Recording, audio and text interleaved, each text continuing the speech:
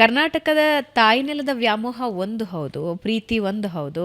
ಆದರೆ ಹೋದ ಎಷ್ಟು ಜನ ಇಂಡಿಯಾಗೆ ವಾಪಸ್ ಬರ್ತಾರೆ ಪರ್ಸೆಂಟೇಜ್ ವೈಸ್ ಹೇಳೋದಾದರೆ? ನೋಡಿ, ಎಲ್ಲರೂ ವಾಪಸ್ ಬರಲೇಬೇಕು. ಗಲ್ಫ್ಗೆ ಹೋದವ್ರದ್ದು, ಯಾಕೆಂದರೆ ಅಲ್ಲಿ ಸಿಟಿಜನ್ಶಿಪ್ ಕೊಡಲ್ಲ ನಿಮಗೆ. ಕೊಡಲ್ವಾ? ಅಲ್ಲಿ ಹುಟ್ಟಿದ್ರು ಕೂಡ ನನ್ನ ಮಕ್ಕಳು ಅಲ್ಲೇ ಹುಟ್ಟಿ ಬೆಳೆದಿದ್ದಾರೆ, ಬಟ್ ಅವ್ರಿಗೇನು ಸಿಟಿಜನ್ಶಿಪ್ ಅಂತ ಇಲ್ಲ. ಓಕೆ. ಯಾಕೆಂದರೆ ಅದು ಮೊನಾರ್ಕಿ ಇರೋದ್ರಿಂದ ಅಲ್ಲಿನ ರಾಜ ಅವ್ರ ಮಗ ಮುಂದೆ ರಾಜ ಆಗ್ತಾನೆ. ಸೊ ಆ ರೀತಿ ಒಂದು ಸಿಸ್ಟಮ್ ಇದೆ. ಅವರು ಬೇರೆಯವರಿಗೆ ಸಿಟಿಜನ್ಶಿಪ್ ಕೊಡಲ್ಲ.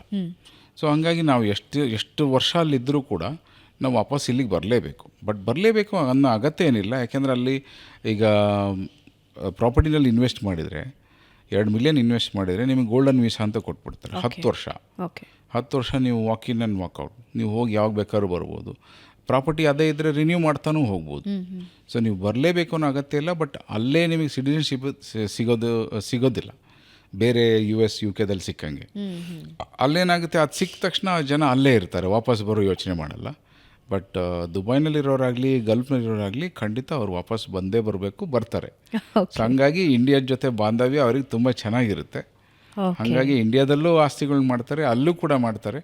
ಸೊ ಓಡಾಡ್ಕೊಂಡಿರೋವಂಥ ಜನ ನಮ್ಮ ಗಲ್ಫಿನ ಕನ್ನಡಿಗರು.